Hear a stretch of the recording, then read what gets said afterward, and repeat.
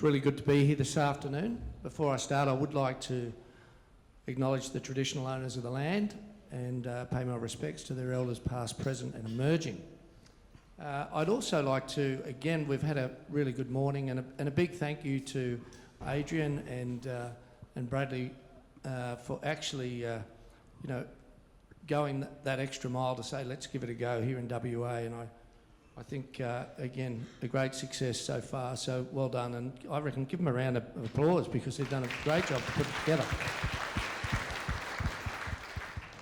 Now, I was going to say, we're going to try not to duplicate too much that's been said, but there are certain elements that I think are still issues that we can certainly flush out some different perspectives on. So we're going to talk about people and skills. I know it's been discussed already today. It is one of the most critical issues for our industry still today.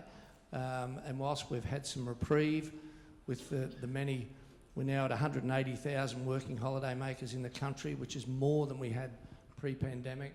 We've got 721,000 international students in the country, which is more than pre-pandemic. So we've had reprieve when it comes to that element, but we're concerned, and certainly there's some government regulation which we're working on to ensure that we don't lose that workforce that's so critical, particularly in our regional locations.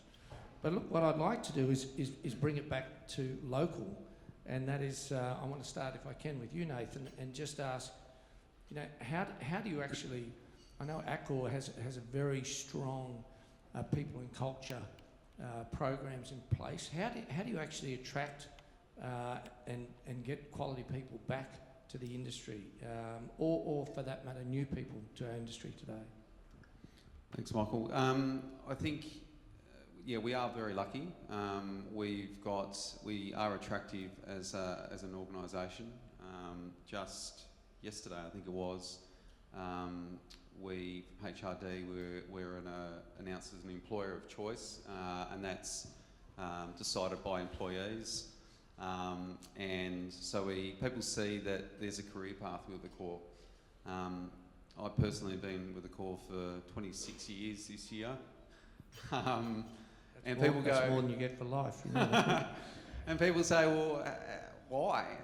Why not? Because I know the company, and with the company changes, but I know the company. I've had the ability to move around basically the whole of Australia, go to New Zealand, and do some time in Adelaide and Canberra, and then before I moved over here, and I've been here sort of 6-7 years. So when you tell that story to teams, they can see that there's a career path. So they go, okay, right, well, I've got a path that I can go on, and I'm going to be in this industry for a while with you. But from the outset of an employee, when they start with us, we advise them what our culture is and what we expect of them. So we developed a internal training culture that we deliver called Heartist. It originated in Australia.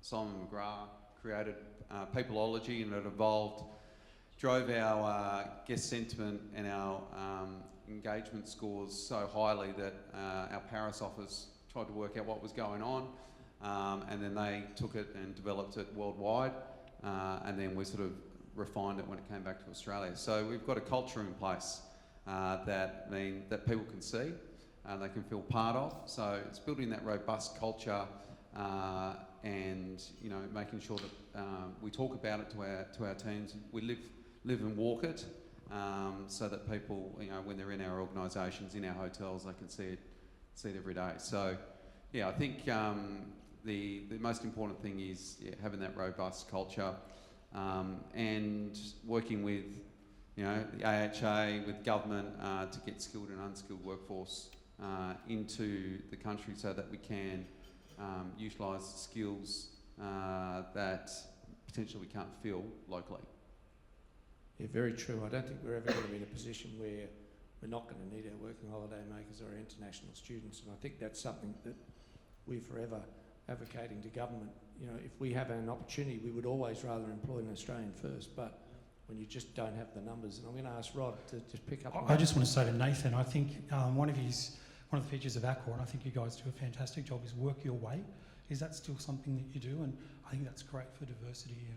And I have to say, we're all trying to copy something along those lines. And I think it's excellent. Excellent. Yeah, I mean, we have, that obviously stemmed from COVID where people had to work from home, but the perfect example of that is we've just moved from our old office that we've been in since I can recall, which is Angel Place in Pitt Street, top floor of that. So that was always a nice address, Angel Place. And we've moved into a Blythe Street property. There's two reasons we moved into that property. One was it's a sustainable building, and we'll talk about, I'm sure, sustainability later on. So if we're going to, talk about hotels needing to be sustainable, but the corporate office is not, that's a problem. So being in a sustainable office building, and it's half the size of the floor plate that the current offices were, because we know that people want flexibility with their workspace. So it's hot desking, which is bizarre for a company such as ours.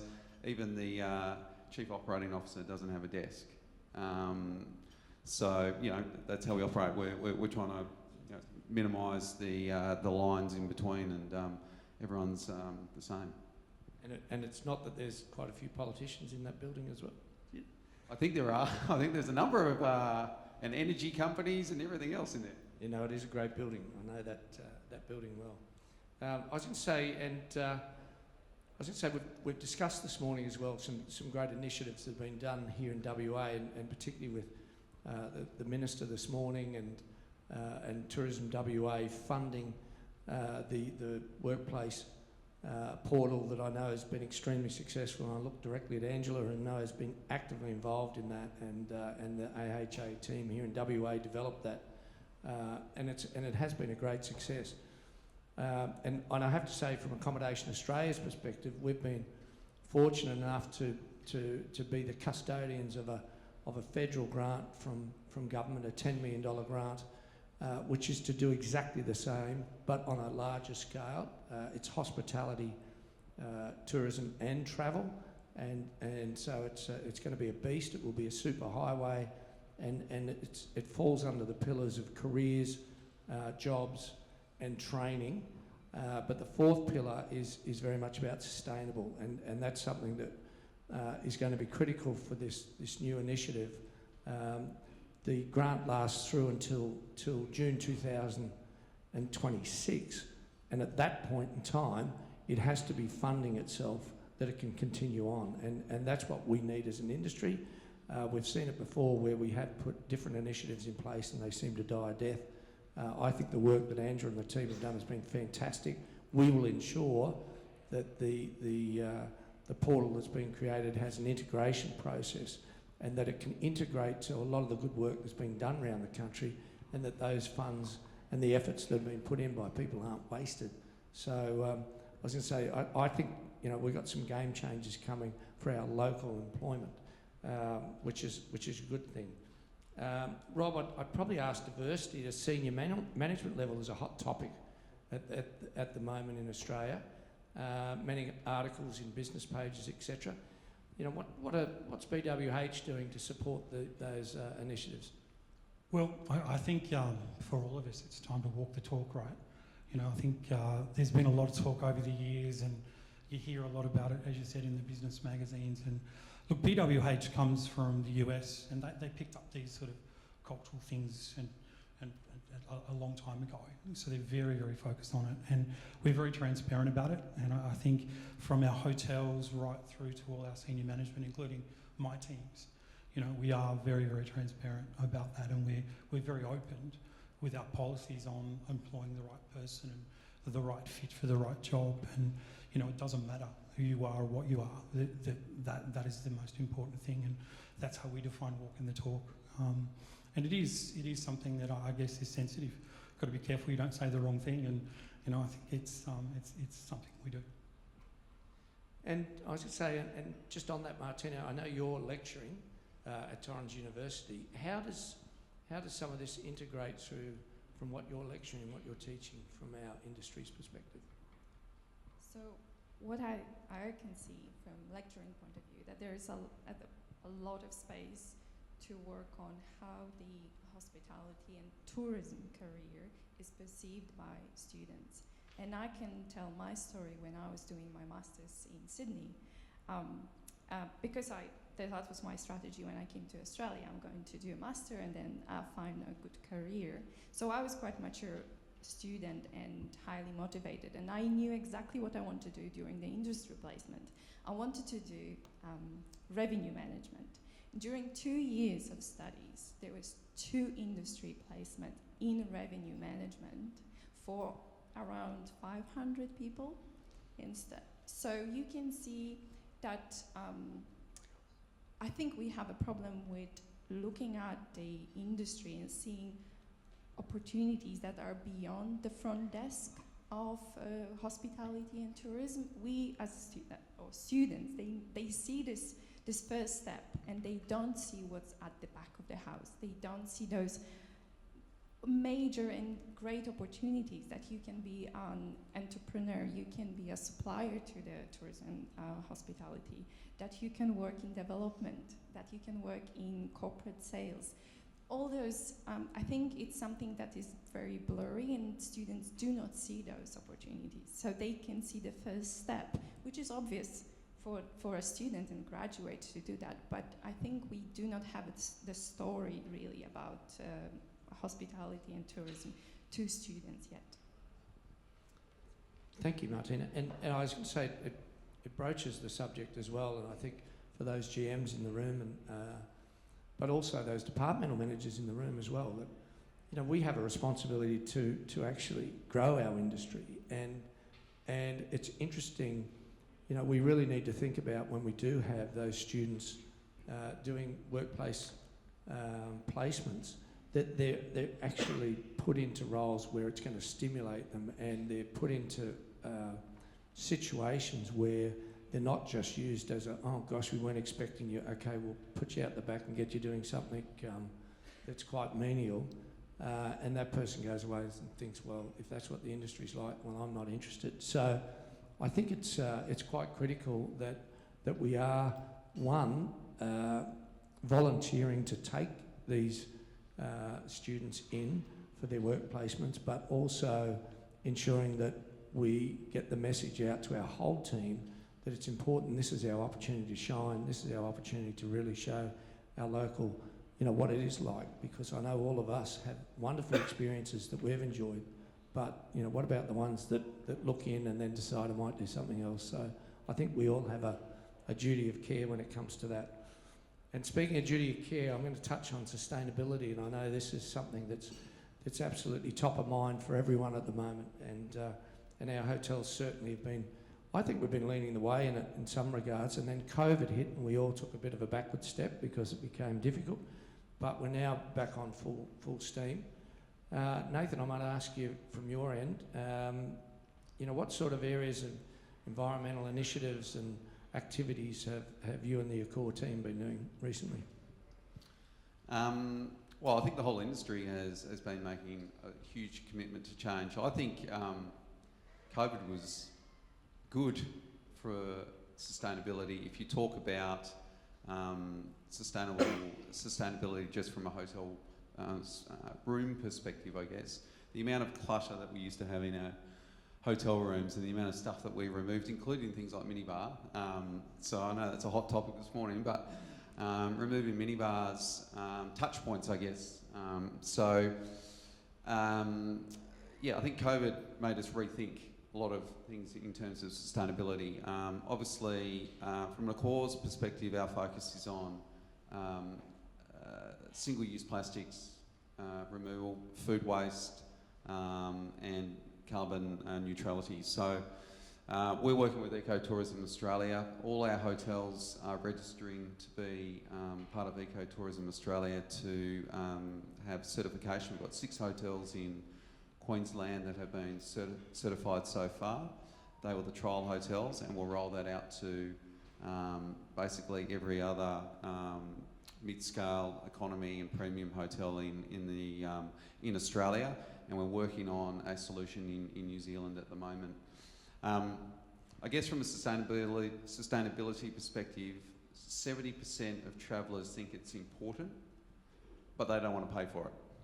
So they just expect it. I went to a hotel the other day and checked in, and there was single-use amenities in the bathroom.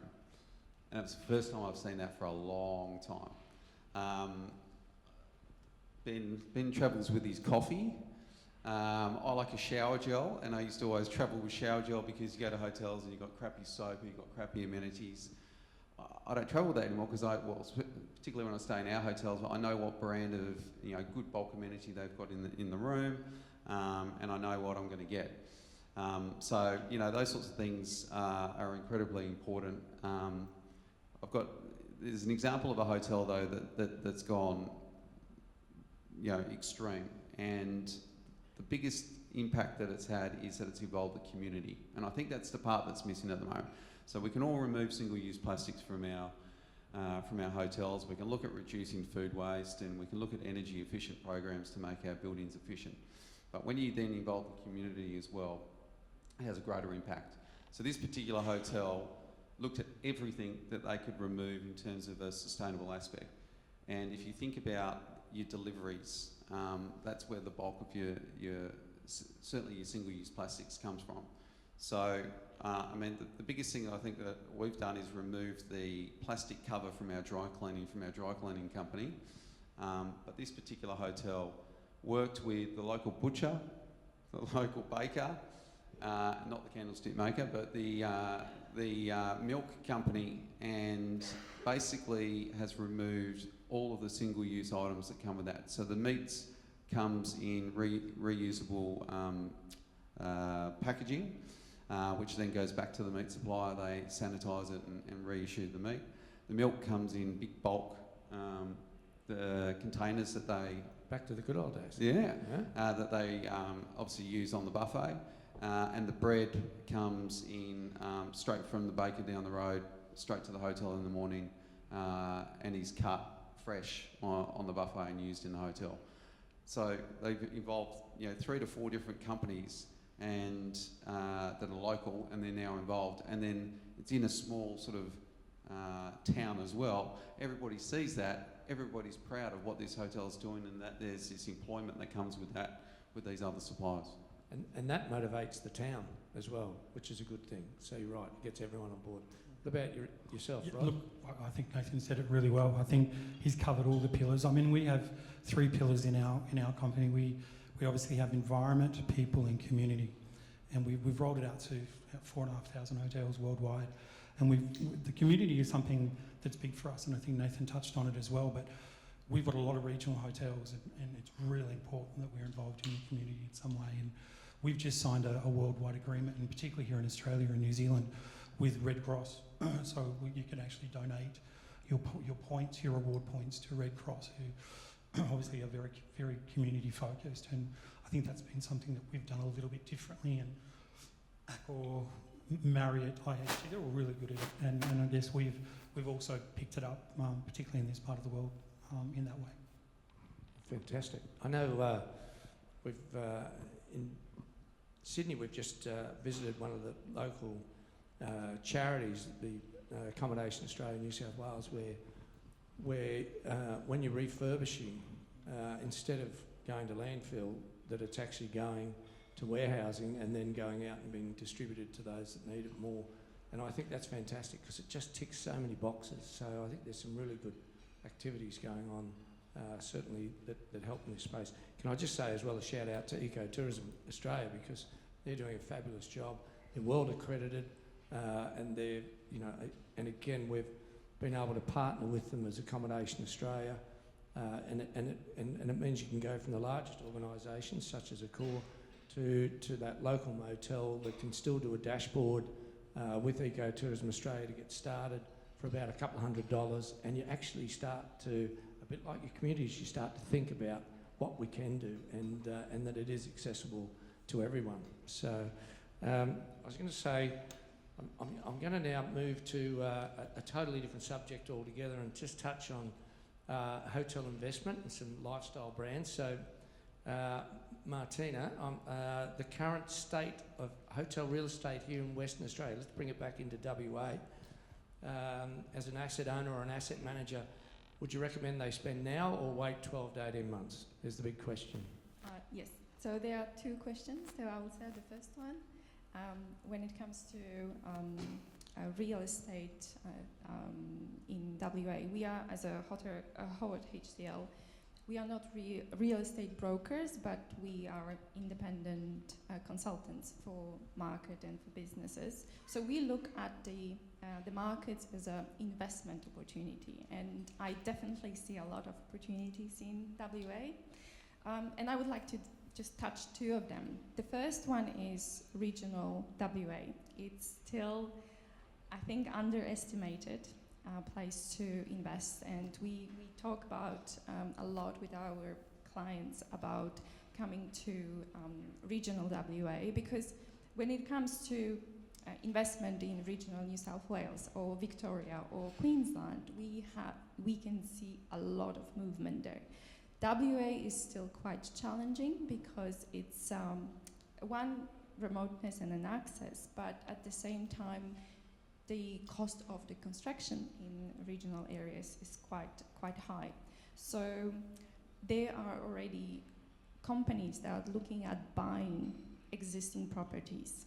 And I can share an example that I discussed with one of my clients. They are looking at the portfolio of different properties in regional WA. So they can buy a property. They are usually smaller because of the area where they are. $50,000 per room, $50,000 adding to refurbishment and rebranding or repositioning, a little bit to the workforce, and then you compare it with $300,000 to build it in the same place in regional areas. So there is definitely, they found a gap for their investment, and WA is a huge destination. There is so many destinations and locations when you can find those properties and do something with that. And we have population growth, infrastructure growth. Accessibility is going to be better with population growth. Sometimes even we have those destinations when they tick all the boxes. We have a really good segmentation mix because we have corporates from mining, we have leisure from tourism, and we know tourism is going to grow, and VFR from a growing population. And then we have as well government demand from education, medical, and social services. So there is a lot of destinations in WA that tick all those boxes really that are really good.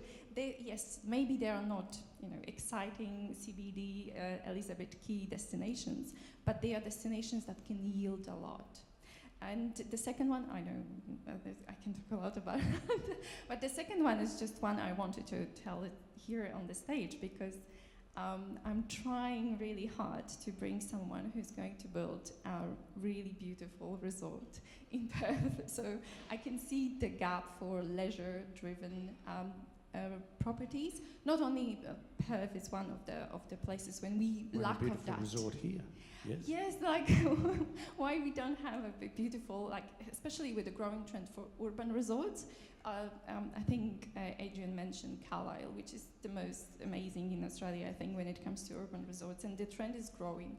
And definitely, I can't imagine a better place to have than Perth with this amazing weather here. So definitely leisure-driven destinations and resorts. That's what is missing here, and definitely there is a gap. Of course, there's a lot of things why it's not happening, but I believe that definitely there is. If someone is going into this space and get it right, it's going to be very successful. And I was going to say, interestingly, from a regional perspective, we're starting to see right around the country some of the older motels around that are actually spending those refurbishment dollars, but actually refurbishing in a retro. So putting them back to what they were originally back 50s, 60s, and then doubling their yield.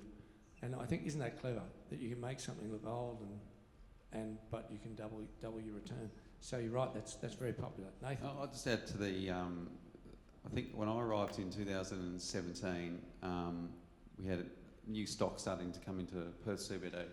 I think the growth that year was about 20%, and then the next year was 20%, and then the next year was 20%. And so at one point in time, we had the best new product in the country. Every hotel basically was new, and what an experience. Unfortunately, COVID impacted the ability to maximise that, but we did. We had all this new product. So what does that mean for people who've got the old product? It means that you're going to get left behind because there's all this new product in town and people have got choice. Supply has slowed down. I think I've got the waterfront development and a couple of others, well, you know them more than me, that are coming up, but they'll be absorbed fairly easily. It's not going to be a 20% supply increase. I mean, Melbourne's just had that year on year, and they've quickly absorbed it as well. So yeah, if you've got an older product, you're going to get left behind, and you see that there are some of the older product hotels in the Perth CBD just recently have gone through a full refurbishment. True, and or they're in the midst of it right now. Well, they're seeing that, and you can't sit there and go, I'll do it in 12 to 18 months. It's going to take you 12 to 18 months to start that refurbishment because of trying to find a builder, trying to get construction costs down, trying to get materials. So you've got to be thinking about it now, and now's probably too late. So if I can, Yes, I can please. respond to the second part of this question, what you should do. Should you buy something now and or wait? I think what we can see and what Matthew showed us is that we are in a hot market. 2024 is a really good market, and we're already hitting the magic 80%, which is great. But we showed that as well in his presentation, that the new supply is coming. So from our econometric model, we can see, yes, it's a great year, but 2025, we can see a little bit of slowdown because occupancy is going to be pressured by the new supply. And occupancy here is correlated really high with ADR, so the growth, it's still very positive, but the slowdown of the growth we will going to see. So if you want to buy, if you want to sell a property, do it now in a hot market. If you want to buy, just wait a little bit. And Rob, just expanding on that, do you buy a traditional hotel or do you buy a lifestyle property or traditional? What would you buy? Very good question, Michael. That's not on the script. What are you talking about?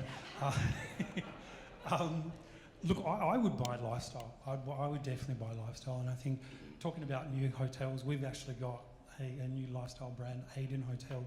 We're opening here in Perth in probably early 26 at this stage, but it looks really good. I mean, our group is traditionally known for the regional hotels, the motel type market, but we've expanded. We've got World Hotels, which is a real soft brand, which is luxury. We obviously got our traditional Best Western brands plus our shore stay brands, which is that economy. But we also fit into that lifestyle area with our Aiden brand, and it's one of our biggest development in our development pipeline is our Aiden brand for sure, and also our soft brands. I know you're going to talk about lifestyle shortly, but I think our soft brands are also doing really well. We've got big ambitions and big growth planned for that area. We're about to announce a hotel soon that is just joining our network. So, and it's a soft brand. Interesting. I've stayed at the Aiden in Sydney. Yeah, it's fabulous products. Well done. And Nathan, what about white label management companies? I mean, they're popular, getting more popular. Would you suggest? Good question for an Accor guy, right? Look, our industry works with a range of different operating models. And it depends on the investor group as to how they want to run their asset, or an owner, how they want to run their asset. So we'll work with anybody in terms of what they need, and we have done that in the past, and we'll continue to do that in the future. So if there's someone who wants that boutique experience, that boutique management, then they'll go with a third-party operator, and we're happy to support them with our franchise network. But if somebody wants that approach that we can give that, and a brand on top of it that's well known, then we support them in that regard as well. I mean, the biggest thing that we bring is our global distribution, our global loyalty, and our local management. So, you know, that's something that we pride ourselves on, that you've got this massive distribution network, you've got this massive loyalty network, but we've got people on the ground. You know, I'm here, we've got people in Sydney, we've got people in New Zealand, we've got people in every state that can support your asset, regardless of what your, you know, what your setup is in terms of whether it's HMA or a franchise network. And I was going to say, and franchising, I might go first to you, Martyna, and then to Rob. You see it expanding? Is it still in expansion mode? Yes, I do think it's going to expand in Australia, because historically we didn't have much of that. And now, because we have more and new third-party operators that can, I think their advantage is that they are smaller and they providing more customized experience to owners. So they are creating this relationship. There are more opportunities to create a relationship that is very customized to the owner. And for owner, from the owner perspective, the trust and relationship is very important. And what I can see as well from the mixed-use developments, they are looking for someone who's going to solve their problems, not only related to hotels, but as well related to F&B, to retail. They can see someone who is not afraid to take another role. So third-party operators, they can provide that to them. 43%, I think Matt had the stat on today, 43% of the network is still independent. And now the thing is, though... That's the opportunity as well. That is the opportunity. That's right. So You're it's right. getting harder and harder for an independent to remain independent and compete against OTAs and other organisations. So the best thing they can do is look at our franchise model, which is where they can run the business themselves still if they want to, but still get that global distribution and have access to the loyalty program as well. So I think you're right, mate. I sort of see the franchise model twisting a little bit towards a distribution model. And I think you talked about your global distribution network. I know ourselves, we've got a very strong platform, but owners really want their own DNA. You know, they want to be able to create, you know, more personality in their hotels, and, you know, creating a franchise and then even a distribution agreement is something that we see in the marketplace at the moment. And that's why I think that lifestyle brands are growing. So, I mean, they're growing 3 times more than premium economy hotels. And the reason for that is there's that flexibility. You know, if you want to build a Novotel or a Pullman or an Ibis, you've got brand standards that you must hit. Lifestyle, you do what you like. Lifestyle, you can do what you like. But the other thing is, and the reason that they're growing, is that they use every square metre of the plate that they sit on. So a large chunk of that is food and beverage. Now, generally, it's around 50 to 60% of the revenue that comes from food and beverage, which is extraordinary for a lifestyle hotel. I heard a stat today, and I won't say which hotel it is, 70% of the total revenue for a well-performing hotel as well comes from food and beverage.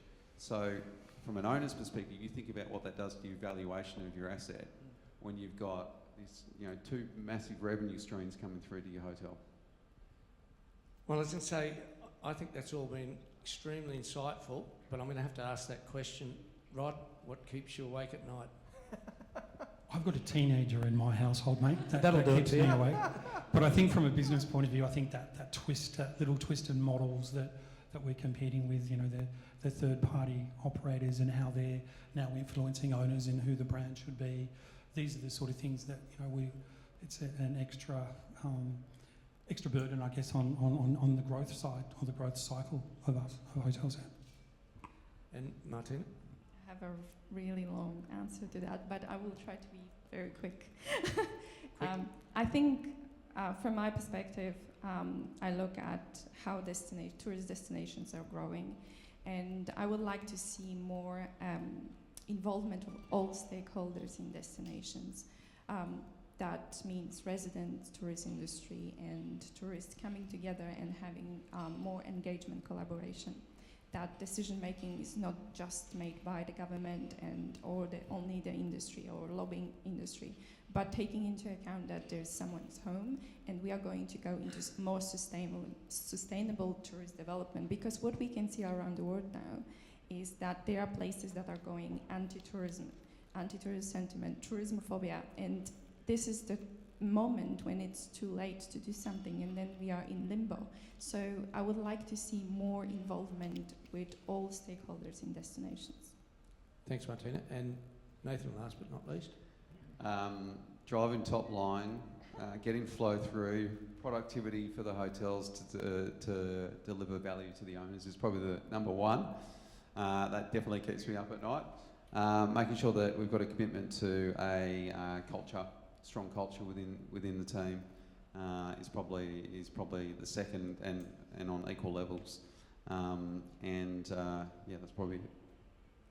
Well, listen, thank you very, very much, everyone. If you put your hands together for our panel here today. Yeah. Hang on. Any questions at all? Any questions? We've got a very distinguished panel. Is there any questions from anyone in the room? Oh, we've got one up here. Great, fantastic, sorry. These questions may keep you up. Thank you very much. Oh, sorry. My question is for Martyna. Just in regard to a hotel investment situation, obviously Horwath is a national company. I'd like to understand from your perspective, is WA seen as an attractive investment option? And are the development approvals process situation, is it better here or there, or are we attractive? Good question. Yes, it's a very good question, and I have to be very diplomatic with that. So definitely WA is seen as a very good place to invest, but it's still, there is some barriers with WA and coming to WA. From the investor point of view, and let's face it, we look at the numbers and then we make a decision. When you can create a business study or case study or feasibility that shows you, yes, we are going to make money, yes, there is going to be the money will gonna come to WA. From the point of view of red tape, I was talking to before this panel. I had a few conversations with clients from the over east, and I asked them a question: how do you perceive WA as a place to invest? And they, unfortunately, they are saying it's an old school way to do business here, and it's a long time to wait for many decisions. There's no digital easy way to do business here as it is on the East Coast. However, there's still so many opportunities here, and looking even at the land cost, that's why people are coming here. It's just, but on the other hand, it's really hard to build anything because we have very tight construction sector here, and it's really, really hard to find labor and to find construction companies that are not going for government tenders and government developments, because it's perceived safer and a long-term opportunity for those companies. So we have our challenges, but at the same time, I can see on the east side that WA is opening. We are starting to be on the map for investors, and everything that we discussed today about tourist growth and airlines coming in and events, definitely it's gonna impact how WA is perceived for investors, and we will see more and more. On the other hand as well, I know there's a lot of hands here. We can see that the profile of investor changed over COVID. We have more individual wealthy Australians or families that are coming and wanting to build something. And we have a lot of people here in WA with money that they are willing to spend money in hotels. So it's a different type of investor that is looking long-term, is looking at very sustainable way of growing. And they are going to hold this property for even generations. So they look at this investment in a different way. So yes, definitely, WA is a place for investment. We have to just make it a little bit easier. Thank you. We have to sort of, Thank you. No worries. Michael, please. Thank you very much, panel. Well done. Thank you. Thank you.